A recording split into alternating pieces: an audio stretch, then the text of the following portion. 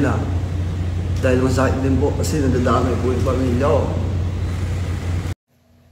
Boy Dila at Amir ng San Juan sa wakas nga ay nagkita na nga at itong si Boy Dila ay napapaiyak dahil sa paghingi nga ng paumanhin dito kay Kuya Rider. Kasi nga naman, nasistress na daw siya sa mga buzzers niya at syempre, natatakot na rin siya sa mga banta sa buhay niya. At ayon pa sa kanya, pati yung mga magulang niya ay nadadamay na rin sa nangyayari sa kanya. Kaya narito guys, panoorin natin. Ako nagpapashave na po ako sa aming hirap sa ginawa ko po. Dahil po sa akin, parang sira po pa sa naman po. Nakadaan po ako, humihingi po ako ng paumanhin sa inyo sa mga sabi ko po sa inyo. Lalo na po sa rider, humihingi po ako ng tawad po sa inyo at gusto ko po kayong makita sa personally na gusto ko po sa inyo humingi ng paumanhin po. Sa mga nagbabanta po sa akin, hindi ko na rin po maisip kung ano po, stress na rin po ako.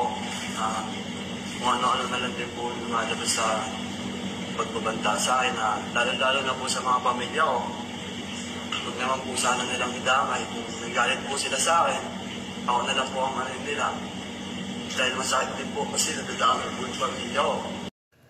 So yun na guys, napanood natin at napakinggan natin na humingi nga ng paumanhin itong si Lexter Castro or si Boy Dila kasama ang mayor. At dito ay napapaiyak pa siya sa paghingi nga ng paumanhin dito kay Kuya Rider. Kayo na guys ang humusga kung sincere nga ba siya sa paghingi niya ng paumanin or pag-sorry niya dito kay Kuya Rider.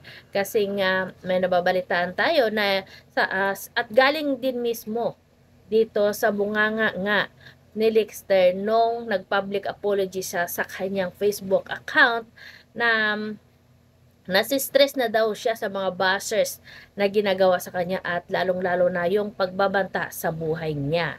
At dito ay sinabi niya mismo na tinanong niya daw or nagpaalam daw siya kay Kuya Rider kung pwede daw siya basain. Pero ayon nga kay Kuya Rider, hindi daw pwede kasi nga meron siyang meeting. At yun nga ang nalaman natin na meron daw mga papilis na nabasa itong si Boy Dila. At yun nga ay papuntang ibang bansa daw itong si Kuya, 'di ba? At inaamin din naman ni Boy Dila na kasalanan niya dahil nagpaalam siya tapos hindi nga pumayag si Kuya Rider pero binasa niya pa rin. Pero ayon nga sa kanyang live, sa kanyang Facebook page ay sana sabi niya ay mapanood daw ito ni Kuya Rider at mag-comment siya doon. Kasi nga bibigyan daw siya ni Lexter o ni Boy Dila ng helmet at kaputi. Hindi daw yung pangpalubag ng loob. Pero huli na 'di ba? Nangyari na ang nangyari. Hindi na dapat pa mabalik yun kahit ano pa yung ibibigay mo. Kung sa baga sa mga sugat ay meron ng piklat yung pangyayari at hindi mo na mabura yun kahit kailan. At dito nga sa kanyang pagsalita kasama si Mayor ay natatakot na daw siya at naaawa sa kanyang mga magulang kasi nga nadadamay na ang kanyang mga magulang at kasalanan niya naman yun, 'di ba? Kasi nga yung iba ay sobra-sobra lang at sa pagkakita natin sa mga video guys, hindi lang si Lexter ang gumawa noon, marami pa sa kanila. Meron pa nga doong matanda na parang ang lakas pa ng saboy niya ng tubig doon sa isang rider. 'Di ba? Parang galit na galit siya na dumaan yung rider doon. Na hindi naman dapat, pwede naman tayong mag-celebrate ng ganyan. Wala mo namang problema, magsaboy ka ng tubig or basain yung sasakyan ng isang tao doon. Pero hindi naman tama yung bubuksan nyo pa, pilit nyo pang bubuksan yung bintana, yung pintuan at doon yung isabo yung tubig. Hindi naman yung tama, 'di ba? Kasi nga marami tayong nakikita na mga video na gano'n na pilit nila binubuksan yung bintana at yung pintuan. Ba, nakakagaya namang ibang post doon na meron daw mga estudyante doon na mag-i-enroll, paano sila mag-i-enroll doon, magpapasa ng kanilang mga papel, ibasang-basa na nga. At yung mga tao na pupunta ng opisina para magtrabaho, paano sila makakapasok, ibasang-basa na nga ang kanilang damit.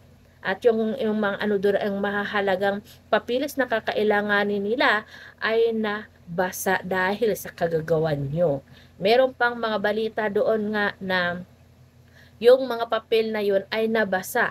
Ang isang OFW kung saan nga'y pupunta sana sa ibang bansa, pero nang dahil nga sa pagsabon yun ng tubig ay napurnada nga ang kanyang pag-alis. Diba? Single mom yon, yung isang babae na yun. Nakakaawa man. Magsisiman kayo pero huli na.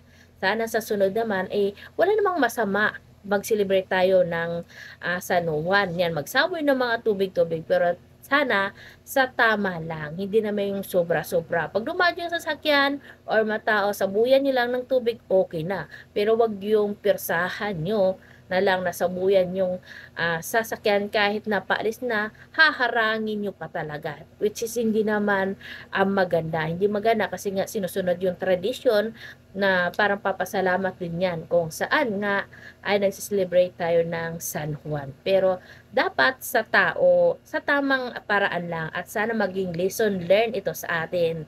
Hindi lang sa kanila, sa ating lahat na bago tayo gumawa ng isang bagay, dapat pag-isipan muna natin ng ilang beses.